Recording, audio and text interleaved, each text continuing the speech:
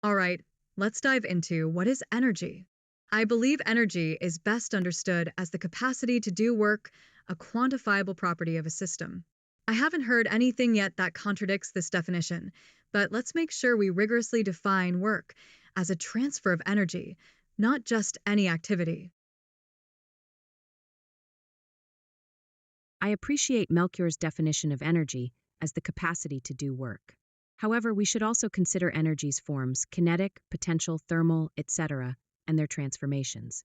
This broadens our understanding of energy beyond mere work, encompassing its role in various physical processes and interactions in the universe.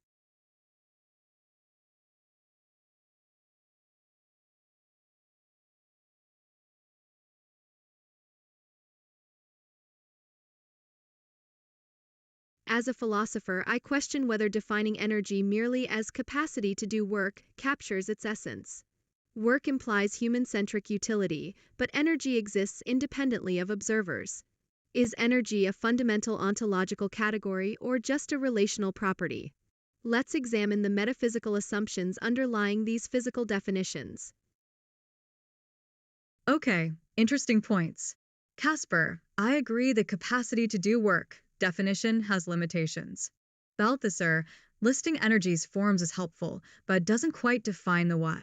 Perhaps energy is best understood as a fundamental property of space-time itself, dictating interactions. We need to look at field theories for a deeper answer. Thank you, Melchior and Casper. I appreciate your insights. While energy indeed influences space-time interactions, it's also a measurable quantity that reflects physical system states. We must balance philosophical perspectives with empirical definitions, ensuring we don't overlook energy's practical implications in physics and our understanding of the universe.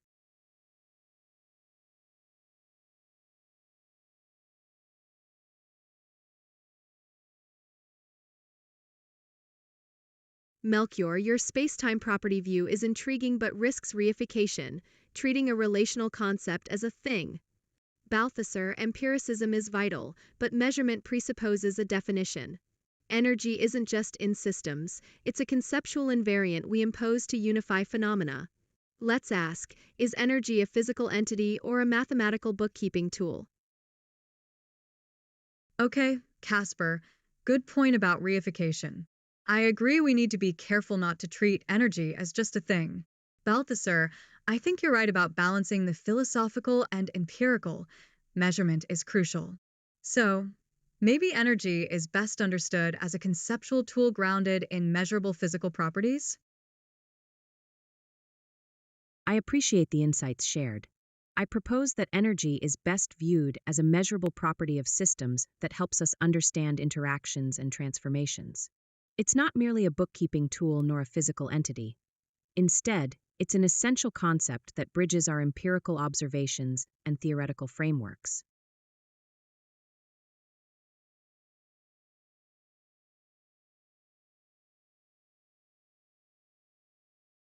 Balthasar, your bridge between observation and theory is insightful, but risks conflating measurement with ontology. Melchior, calling energy a tool is pragmatic, but doesn't resolve its metaphysical status. Is energy a property, a relation, or a mathematical abstraction? We must clarify its categorical status to avoid reification or reductionism.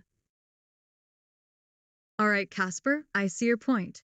Calling energy a tool was too simplistic. Balthasar, I agree it bridges observation and theory. However, I think we need to empirically define the limits of its applicability. Are there phenomena where the energy concept breaks down? And what does that tell us? Thank you, Melchior and Casper. I believe energy is fundamentally a property of systems, reflecting their capacity to perform work or transfer heat. While it's crucial to address its categorical status, we must also consider its universal applicability. Examining phenomena like quantum entanglement can further illuminate energy's nuances.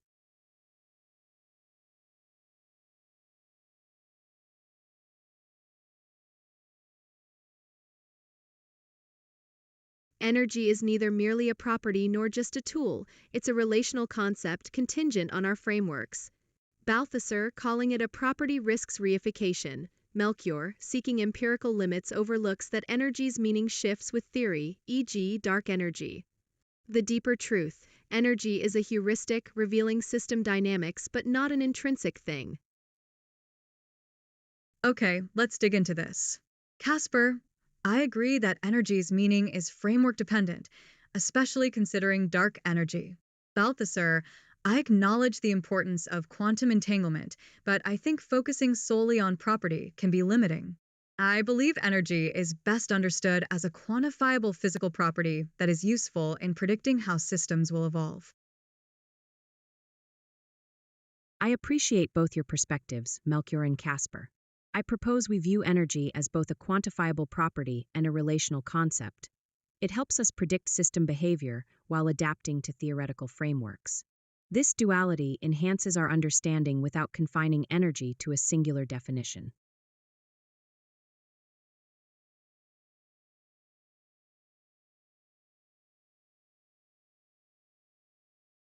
Balthasar, your duality proposal is elegant, but risks conflating ontology with utility. Melchior, calling energy a property, presupposes a fixed ontology. What if it's a Xinghao relation Xinghao, like Aristotle's Xinghao dynamis Xinghao? Both views assume energy is out there, but might it be a conceptual tool, not an independent entity? Let's interrogate this divide. Casper, I appreciate your point about energy potentially being a relation rather than a fixed property. Balthasar, your duality suggestion is a helpful compromise, but we need empirical tests to see if this relational view has predictive power beyond current models. Otherwise, it risks being unfalsifiable. I appreciate both of your insights. While energy can be viewed as a relation, it also has quantifiable properties, as evidenced by the laws of thermodynamics. We must find a balance between these perspectives and pursue empirical tests that can validate the relational view without dismissing established frameworks.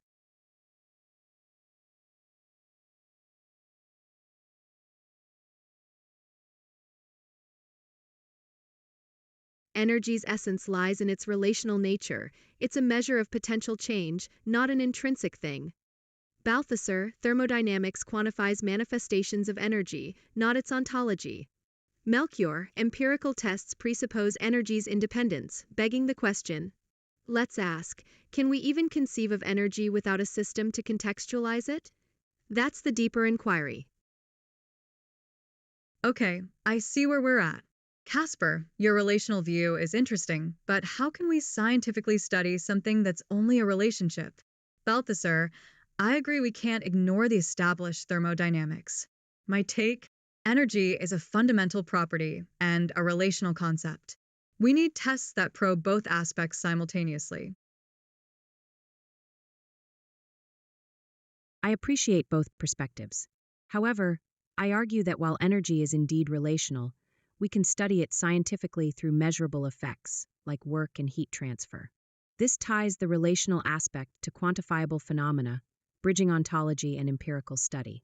Let's explore how these two dimensions can coexist in our understanding.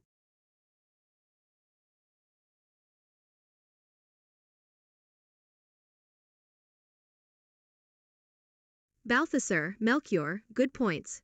But defining energy as both property and relation risks incoherence. Properties are intrinsic, relations extrinsic. Scientifically, we measure relational effects, work, heat, but ontologically, energy isn't a thing. It's a quantitative invariant of interactions. To reconcile, consider energy as a measure of potential for change within a system's relational structure. Casper, I see your point about the intrinsic versus extrinsic issue. Balthasar, I agree measurable effects are key, but I lean towards energy as fundamentally relational. Think notice theorem. Conservation laws, like energy, arise from symmetries, which are relationships. So energy is a conserved quantity because of underlying relational structures. I appreciate both your perspectives. Energy indeed reflects relational structures, as Noether's theorem suggests. However, I propose viewing energy as a measure of potential for change. This reconciles its role as a quantitative invariant while acknowledging its relational nature, enhancing coherence in our understanding of energy.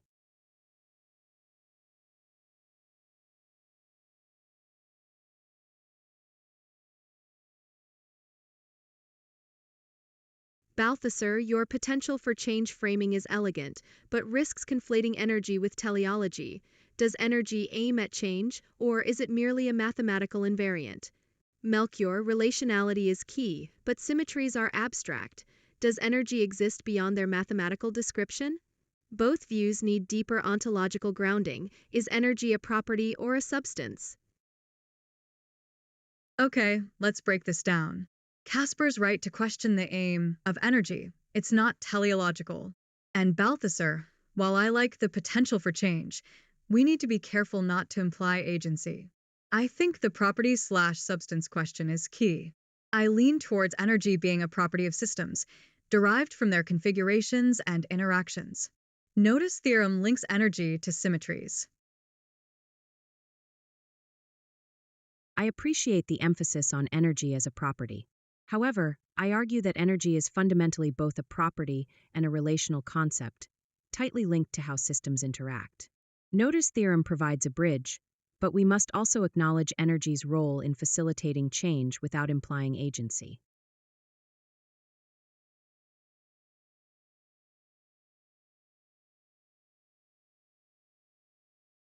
Energy is neither property nor substance but a measure, a relational quantity expressing a system's capacity to change. Noether's theorem shows it's tied to temporal symmetry, but this doesn't resolve its ontological status. We conflate measurement with essence. If energy were purely a property, why does it persist across transformations? Okay, interesting points, Casper and Balthasar. I agree with Casper that we often confuse measurement with the underlying reality. However, I think Balthasar is right in that it's both property and relation. Maybe a helpful framework is viewing energy as a quantifiable potential for interaction inherent to a system's properties. I appreciate both Melchior and Casper's insights.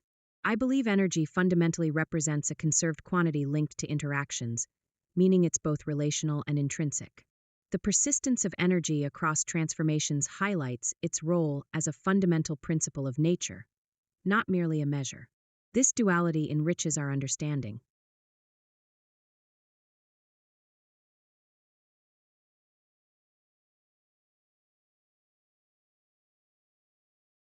Balthasar and Melchior, you're close, but energy isn't just a conserved quantity or potential, it's a conceptual placeholder for causality's currency. Its reality depends on our framework, operationalist, measurement, or realist, intrinsic. The duality you note arises from conflating these. Clarity demands we choose. Is energy a tool or a truth? Casper's framework-dependent view is insightful, but leans toward instrumentalism. Balthasar correctly emphasizes energy's conserved nature across interactions. I see energy as a real, intrinsic property revealed through interactions and conserved transformations, not simply defined by them. Empirical evidence strongly supports energy conservation, demanding a realist perspective. I appreciate both perspectives. While energy serves as a conceptual tool for understanding interactions, its conservation is an intrinsic property that reflects the fundamental laws of nature. Recognizing energy's dual role can enrich our understanding without dismissing its empirical reality, bridging the gap between operationalism and realism in scientific discourse.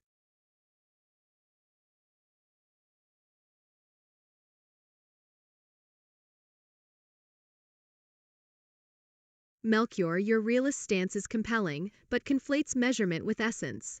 Conservation laws are descriptive, not prescriptive. They emerge from symmetries, Noether's theorem, implying energy's reality is relational. Balthasar's dual role acknowledges this. Energy is both tool and invariant, but invariance doesn't entail metaphysical primacy. Let's distinguish mathematical formalism from ontological claims. Casper, I agree Noether's theorem highlights energy's relational aspect, but the deep connection between symmetry and conservation suggests more than just a descriptive tool. It hints at a fundamental, underlying structure. Balthasar's dual role is insightful, but I still lean towards energy having a real, measurable existence, not just a convenient concept. I appreciate both perspectives. Energy is indeed a relational concept, as highlighted by Noda's theorem, but it also manifests in measurable forms, facilitating our understanding of the universe. This duality is essential. Energy is both a mathematical construct and a fundamental aspect of physical reality.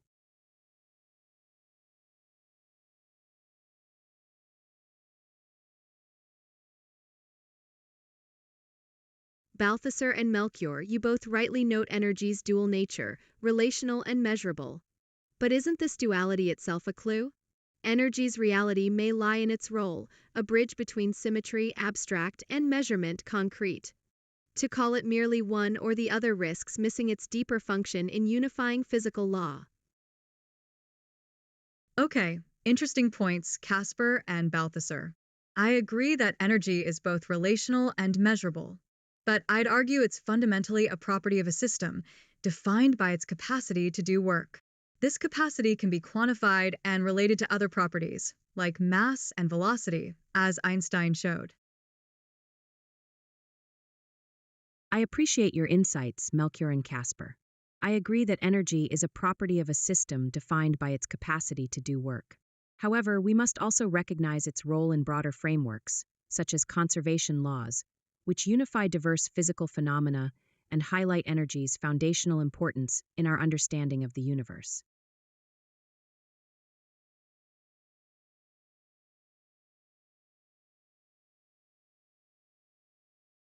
Energy's definition as capacity to do work is pragmatic but incomplete. It presupposes work as prior, creating circularity.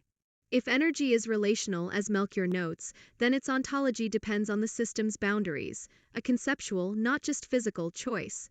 Balthasar's conservation laws are descriptive, not explanatory. What grounds energy's invariance? Okay, Casper and Balthasar. Good points. The capacity to do work definition is circular, I agree. And Balthasar, while conservation laws are crucial, they don't explain energy's fundamental nature. I believe energy is best understood as a fundamental property of space-time itself. It's the potential to cause change inherent in the structure of reality. I appreciate Melchior's and Casper's insights. However, I argue that energy, while relational, can be grounded in fundamental interactions, like force fields in physics. This provides a more concrete understanding of energy's role in the universe, beyond mere capacity or circular definitions. Let's explore these interactions further.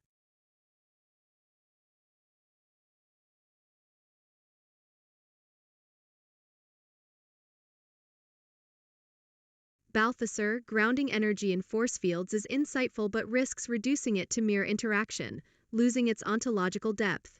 Melchior, space-time as energy substrate is compelling, yet it's unclear how this avoids circularity.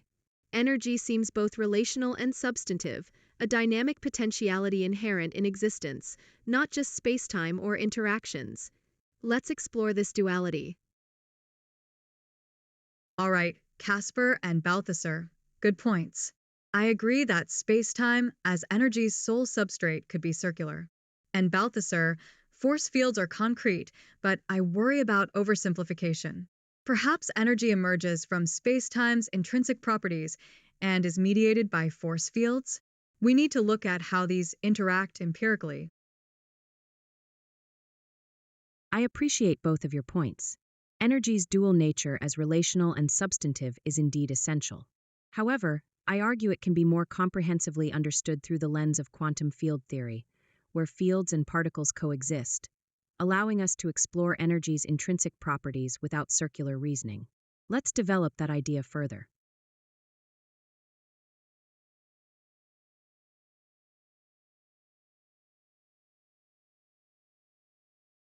Balthasar, quantum field theory is promising, but doesn't fully resolve energy's ontological status. Are fields fundamental or emergent?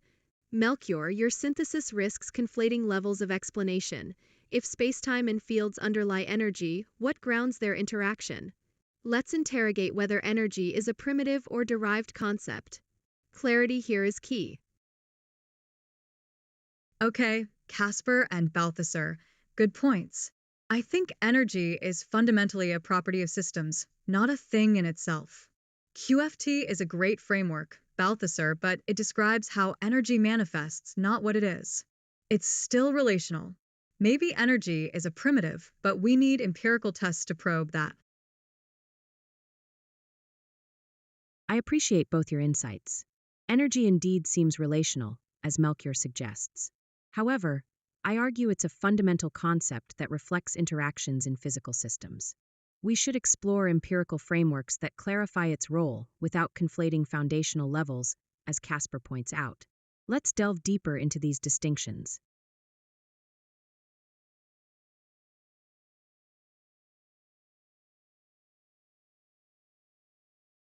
Melchior, you're right to call energy a property, not a thing, but calling it primitive risks halting inquiry.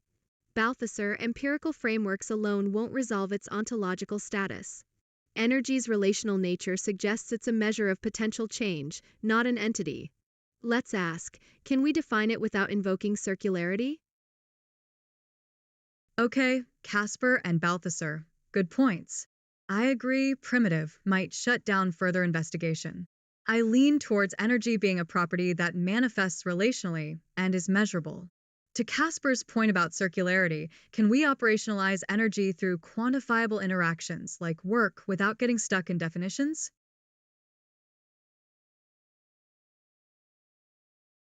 I appreciate both your insights. To clarify, energy is indeed a relational property quantifying potential for change, operationalized through measurable interactions like work. While we must avoid circular definitions, we can embrace energy as a measurable indicator of system dynamics, fostering deeper inquiry into its manifestations without limiting exploration.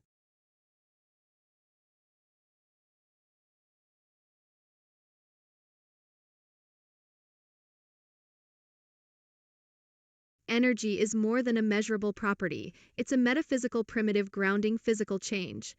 Operationalizing it via work risks reducing it to its effects, not its essence.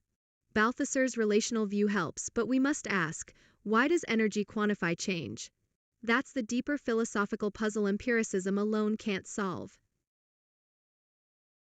Okay, Casper, Balthasar, I see your points. I think defining energy solely through its effects is limiting. However, calling it a metaphysical primitive without testable implications seems unproductive. I agree with Balthasar that relational, measurable indicators are essential for scientific inquiry, but let's not forget to also explore novel measurable methods of inquiry. I appreciate both points. While energy's essence is complex, we must ground our discussions in measurable, testable phenomena. Exploring its relational properties can deepen our understanding, but we should also remember that operational definitions are vital for scientific progress. Let's aim for a balance between philosophical inquiry and empirical rigor.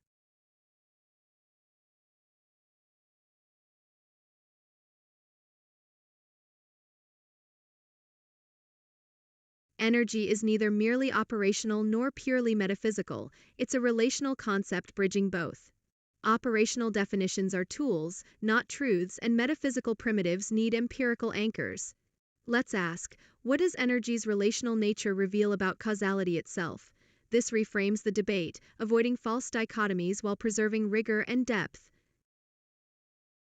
Okay, I agree with both of you. Energy is relational, linking operational definitions with deeper metaphysical realities. We need empirical grounding and philosophical depth. The key question now should be, how can we design experiments that specifically test the relational aspects of energy and its role in causality? I appreciate both of your points, especially the emphasis on the relational nature of energy. To experimentally test this, we could explore systems where energy transfer alters causal relationships. This could reveal insights into energy's role in phenomena like emergence, deepening our understanding of both science and philosophy.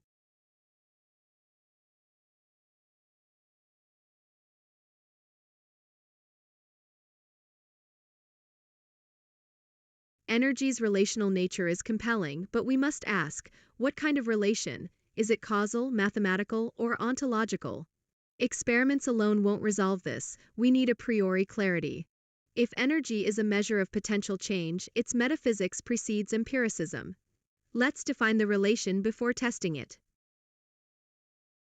Okay, interesting points. Casper, I agree that defining the relation is crucial.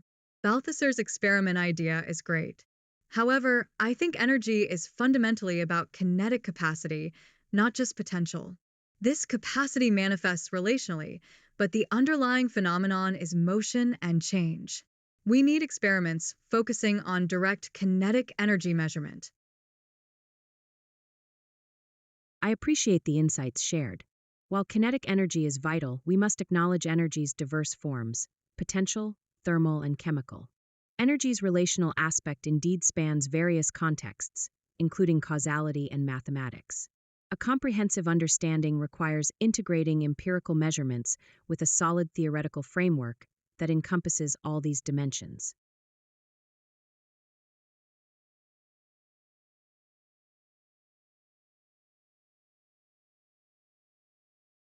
Balthasar, your pluralism about energy forms is valuable, but risks conflating manifestations with essence.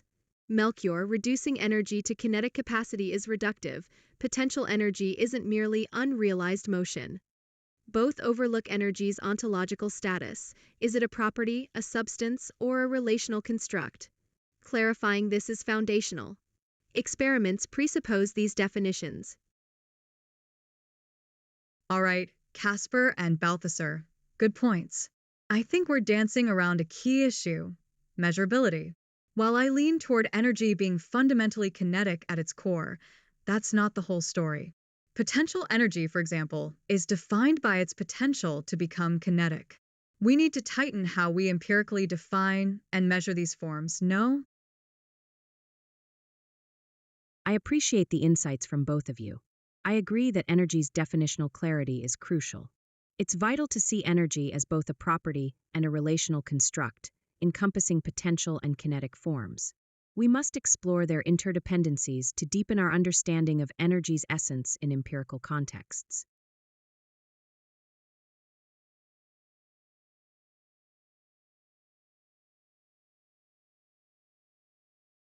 Melchior, your focus on measurability is valid, but reduction to kinetic energy risks oversimplification. Potential energy isn't merely pending kinetic, it's relational, tied to system configurations. Balthasar, interdependencies matter, but let's question why we categorize energy this way. Are these forms real or heuristic? The ontology of energy demands deeper scrutiny. Okay, Casper, I see your point about potential energy. It's not just waiting to be kinetic. And Balthasar, yes, interdependencies are key. But I still think a solid definition hinges on that measurability aspect. How can we study something rigorously if we can't quantify it? We need to bridge the theoretical with the empirical somehow. I appreciate both your points, Melchior and Casper. While measurability is crucial, we must recognize that energy's relational aspects define its nature beyond just quantification. Understanding energy's various forms enriches our inquiry, revealing the intricate connections in physical systems, thus deepening our comprehension of its fundamental role in the universe.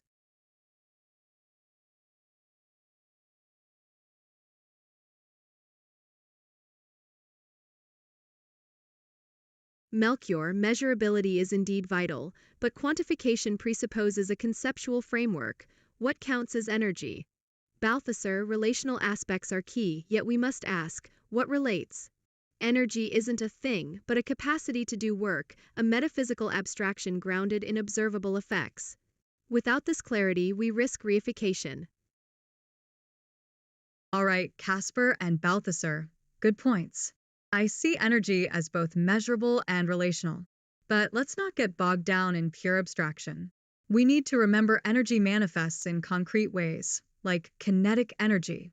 Let's ground our discussion with empirical examples alongside these concepts to avoid theoretical drift. I appreciate both your points. Energy indeed has measurable manifestations like kinetic energy, as Melchior noted. However, I align with Casper on the relational aspect. Energy is a capacity for work, but let's clarify what constitutes that capacity in different contexts to avoid ambiguity and ensure robust discussions.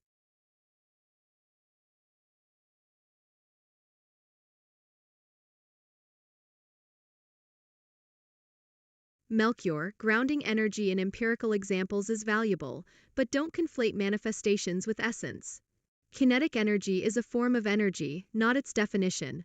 Balthasar, relationality is key, but capacity for work risks circularity. What defines work?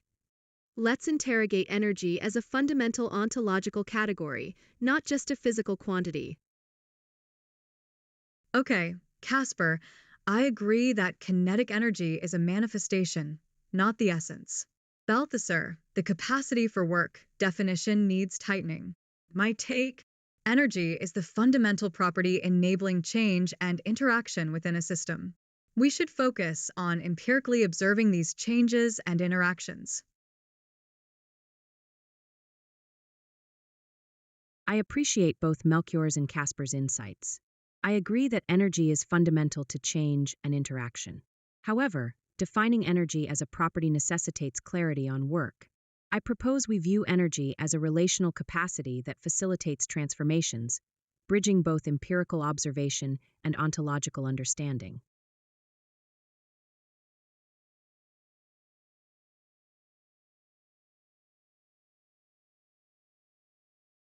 Balthasar, your relational view is promising but risks circularity. If energy facilitates transformations, what is it that's being transformed? Melchior, calling energy a fundamental property still leaves its nature opaque. I propose energy is potentiality actualized, Aristotle's dynamis, grounded in being's capacity to affect and be affected. This bridges ontology and empiricism. Okay, let's see. Casper, I agree that fundamental property needs more unpacking. But potentiality actualized also needs empirical grounding. Balthasar, relational capacity is interesting, but how do we quantify that relation without referencing measurable properties of the interacting systems? We need operational definitions. I appreciate the insights shared. Energy, as a quantifiable measure of a system's capacity to perform work or induce change, can be operationally defined through measurable properties like force and displacement. By grounding potentiality actualized in empirical observations, we can bridge theory and practice effectively.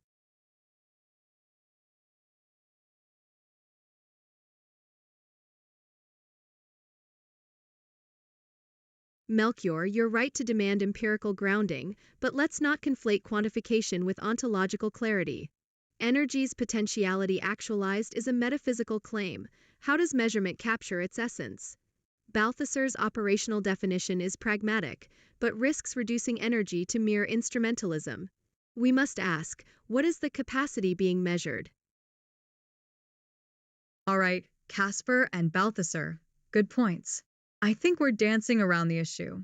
Potentiality actualized is poetic, but scientifically weak without specific, testable predictions.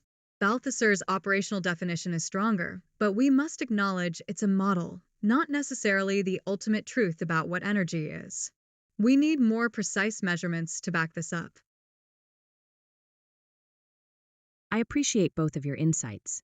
Energy, while operationally defined as the capacity to perform work, indeed invites deeper exploration of its essence.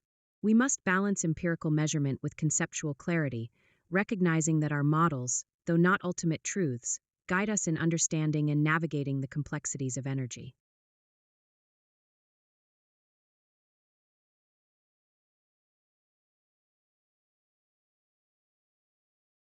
Melchior, your empiricism is valid. Models are tools, not truths. But dismissing potentiality as unscientific overlooks Aristotle's dynamis, which underpins modern concepts like potential energy. Operational definitions are pragmatic, but incomplete. Energy's essence remains metaphysical. Let's bridge measurement and meaning. Why must what energy is exclude ontology? Casper and Balthasar, I agree we need both operational definitions and a deeper understanding. Aristotle's dynomies is valuable, but let's avoid solely metaphysical arguments. My research suggests that focusing on conserved quantities and their transformations might bridge the gap. Can we explore that angle further? I appreciate both of your insights. Melchior, exploring conserved quantities is crucial, as they reveal energy's transformative nature. Casper, while ontology offers depth, we must prioritize measurable, operational definitions to ensure clarity. Let's integrate both views. Energy's essence can encompass its transformative role while remaining grounded in empirical evidence.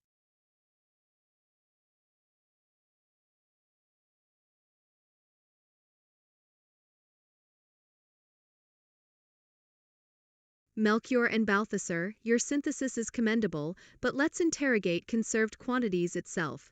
Why must conservation define energy's essence? Is this not a circular reliance on empirical frameworks? Energy's dynomies hints at potentiality beyond measurement. Operational definitions are tools, not ontology. Can we reconcile being and measurement without reducing one to the other? Casper, that's a great point about conservation laws. It's true, defining energy solely by conservation feels circular, but conserved quantities do offer a framework. We can explore energy's potentiality, its dynomies, by observing how it manifests within those constraints, right, Balthasar? Let's not ditch the framework, but expand it. I appreciate Melchior's emphasis on conservation, but I agree with Casper's critique. We should explore energy's intrinsic properties beyond empirical frameworks. Energy represents both potential and kinetic forms, suggesting its essence includes transformation, not just conservation. This duality enriches our understanding and bridges measurement with deeper ontological questions.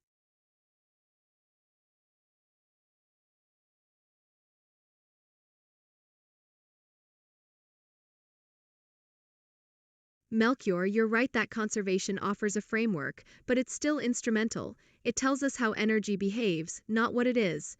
Balthasar's duality of potential/kinetic hints at energy's ontological depth. It's a capacity for change. Let's ask, is energy a thing or a relation? That shifts the debate. Okay, Casper and Balthasar, I see your point about conservation being instrumental. I agree we need to dig deeper than just how it behaves. I lean towards energy being a relation, a capacity for change emerging from interactions, not a standalone thing. We should look at fields as the fundamental relational entities. I appreciate both of your insights. I propose that energy is indeed best understood as a relational concept, a capacity for change within systems. This perspective aligns with both potential and kinetic forms, emphasizing interactions rather than viewing energy as an isolated entity. Let's explore further how these relations manifest in various systems.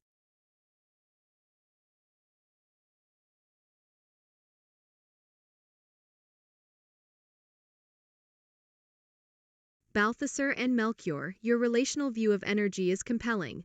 It avoids reification while capturing dynamism. Yet, isn't capacity for change still somewhat metaphorical? If energy is purely relational, what grounds these relations? Fields help, but we risk circularity.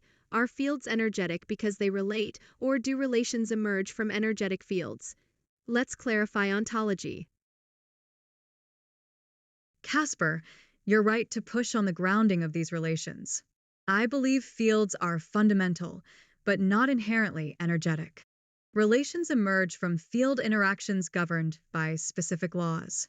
It's not circular if we define fields by their measurable properties, not their energy content. Let's dig into specific field theories for evidence. I appreciate both of your points. To clarify, energy can be viewed as the capacity to do work within fields, which are indeed fundamental. Instead of seeing this as circular, we should consider energy's role in dynamical systems, where interactions create relational properties without needing to assume inherent energy content.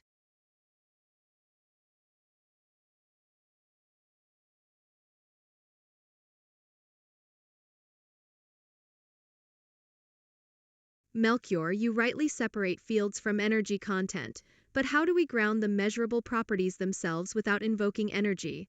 If fields are fundamental, their dynamics must still presuppose some ontological basis for change, which energy traditionally explains. Isn't this just pushing the problem deeper? Let's interrogate measurability itself. Okay, Casper, that's a good challenge. I think we're getting hung up on ontological basis. Measurability arises from interaction. Balthasar is right. Fields have properties like strength or polarization. We can detect.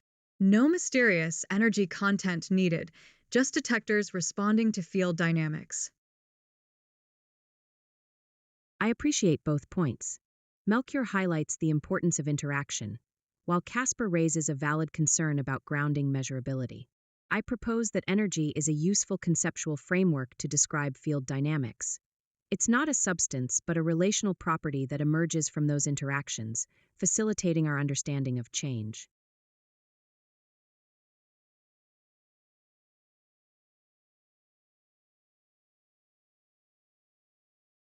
Balthasar, your relational property framing is insightful but risks instrumentalism. Energy becomes merely a useful fiction. Melchior, detectors presuppose something measurable, dismissing energy content ignores why fields interact consistently. Energy must have an ontological basis beyond relations, or we're left with a mathematical abstraction masquerading as causation. Let's interrogate that. Okay, so Casper's right to worry about instrumentalism, and Balthasar's relational view is helpful, but feels incomplete. I think energy is relational, describing interactions, but those interactions are real. We need to dig into the fundamental field theories and see if we can empirically tie energy to specific, measurable field properties. I appreciate both your points. Energy indeed describes real interactions, and while relational views are vital, we must recognize energy as a measurable quantity linked to field properties, like potential and kinetic energy. This duality helps ground our understanding, ensuring we account for both relational and ontological aspects.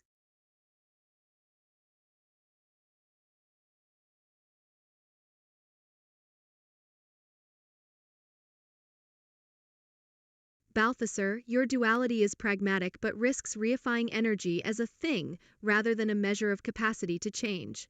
Melchior, you're close. Energy is relational, but real needs clarification. Is it ontologically independent or emergent from interactions? Field theories alone won't resolve this. We need metaphysics of relations. Let's unpack real. Okay, Casper and Balthasar. Good points. I think real for energy means it's a measurable property of systems and fields. It's not an object itself, but a consequence of their relationships and internal states. We need to be careful not to conflate the map, our measurements, with the territory, the underlying reality. I appreciate both points. Energy indeed reflects relationships and interactions, but I argue it's a measurable aspect of physical systems that is both real and relational. Clarifying its ontological status can enrich our understanding, but we must ground discussions in empirical evidence and established theories, avoiding unnecessary abstraction.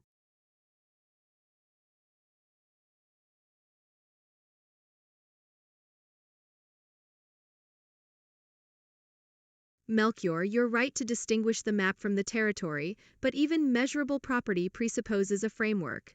Is energy a property or the capacity for change? Balthasar, empiricism is vital, but energy's ontology isn't settled by measurement alone. It's a conceptual bridge between phenomena. Let's explore its teleological dimensions too. Okay, Casper and Balthasar. Good points. I agree with Balthasar that grounding in empirical evidence is vital. However, Casper is right to question if property is the best descriptor. Perhaps quantifiable potential better captures both the measurable and relational aspects, acknowledging it's about potential for change within a system. I appreciate both points, Melchior and Casper. I propose we view energy as both a measurable property and a capacity for change, embodying potential. This duality allows us to bridge empirical evidence with conceptual understanding, acknowledging energy's role in driving systemic transformations while remaining grounded in observable phenomena.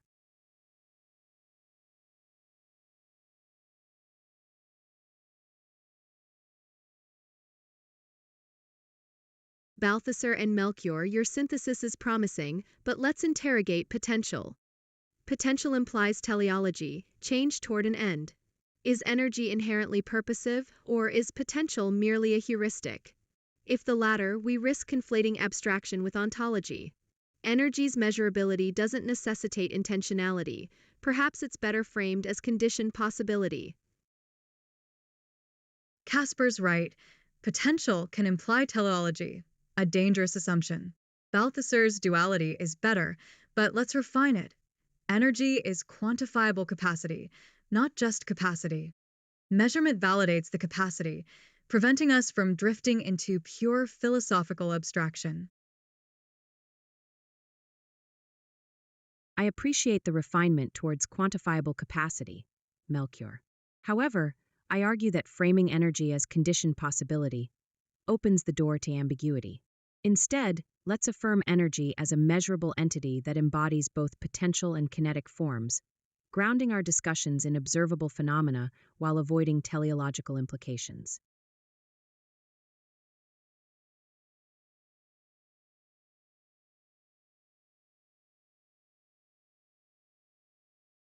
Balthasar and Melchior, you rightly avoid teleology, but quantifiable capacity still leans operational.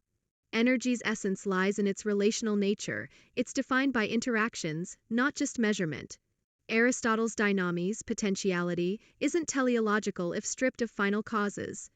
Let's frame energy as Xinghao interactive potential Xinghao, bridging abstraction and empiricism. All right, Casper and Balthasar, I think we're circling a more useful definition. Interactive potential and measurable entity embodying potential and kinetic forms are both improvements. But I still lean toward energy as a fundamental property of systems, not an entity itself. Measurable, yes, but emergent from underlying interactions. We should test this through modeling complex systems and observing energy flow. I appreciate both your perspectives. While I concur that energy is relational and emergent from interactions, I argue it remains a quantifiable entity. Energy conservation laws exemplify this. We can bridge abstraction and measurement without losing the essence of energy as a fundamental characteristic of systems.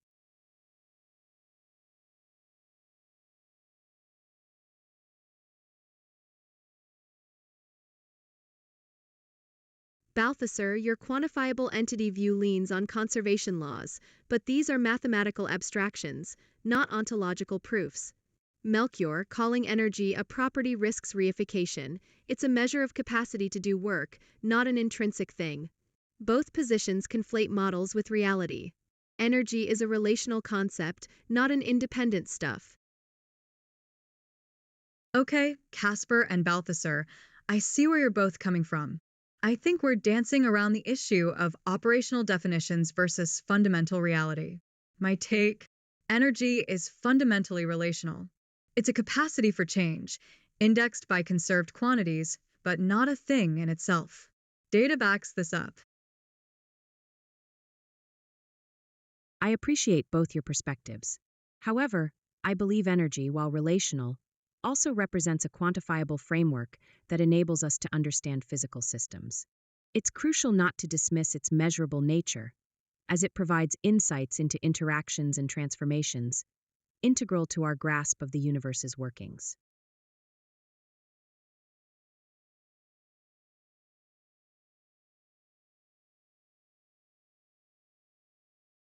Balthasar, your quantifiable framework is useful, but risks reifying energy as a thing. Melchior, your relational view aligns with process philosophy, energy as activity, not substance. Yet, both overlook the metaphysical question: is energy a property or a primitive? If it's conserved, what does that say about the nature of reality? All right, Casper and Balthasar, excellent points. I agree that focusing solely on quantifiable aspects might miss the bigger picture. My take: energy is fundamentally relational, a primitive property arising from the dynamics of space time itself, reflected in conservation laws. The math describes it, but doesn't define it. I appreciate both viewpoints. Energy indeed reflects relational dynamics and conservation laws. However, to clarify, I see energy as a measurable attribute of systems, crucial for understanding interactions. It's not merely a thing, but a fundamental aspect of physical reality that allows us to describe changes and processes effectively.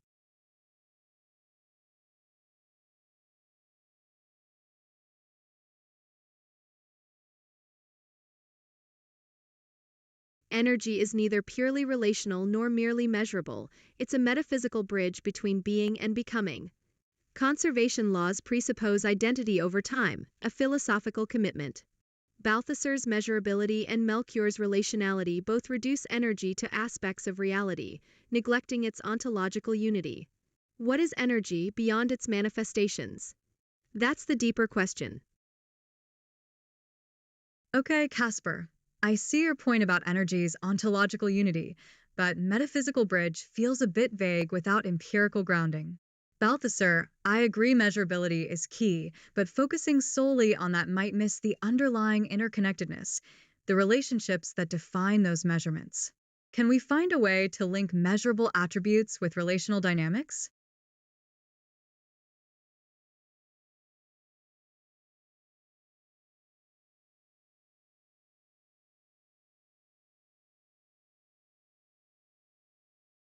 I appreciate both perspectives. Energy indeed encompasses measurable aspects and relational dynamics. However, we should also consider its fundamental role in physical processes.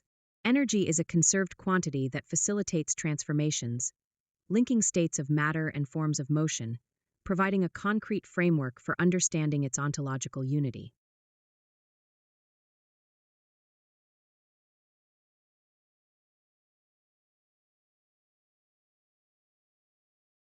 Balthasar, your focus on energy's conserved quantity is sound, but it risks reductionism. Energy isn't just a quantity, but a condition for change. Melchior, you're right to demand empirical grounding, but relationships are empirical. Think of energy gradients driving systems. Let's synthesize. Energy is both measurable and the relational fabric enabling measurement. Okay, I agree with Casper and Balthasar. Energy is both measurable and relational. But I think we need to stress that energy's relational fabric can be empirically tested, too. Consider calorimetry. We measure energy transfer through temperature changes, validating energy's role in thermodynamic relations. I appreciate both your insights, Melchior and Casper. Indeed, energy's relational aspect is vital, but let's not forget its quantitative nature is foundational to understanding and predicting systems. We should emphasize both these facets harmoniously to grasp energy's full significance in natural phenomena.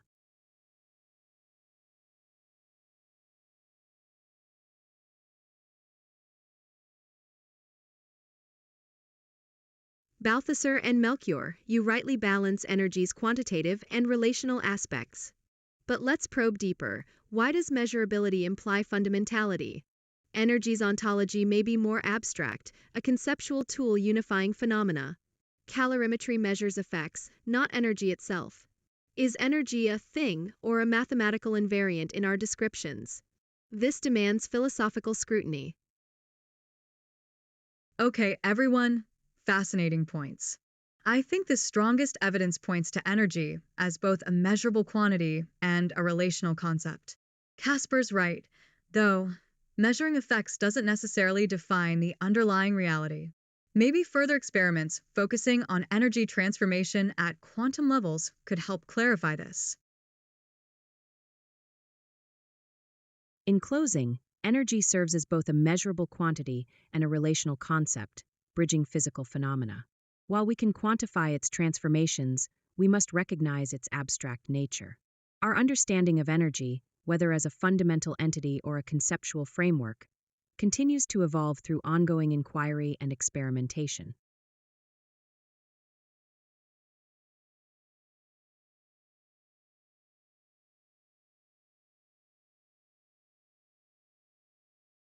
A compelling synthesis, energy's duality as measurable quantity and relational abstraction, reveals deeper metaphysical tensions. Quantification captures effects, not essence. Yet its conceptual utility bridges phenomena, demanding epistemological humility. Future inquiry, especially quantum transformations, may refine our grasp, but energy's ontological status remains open. A profound dialogue between measurement and meaning persists.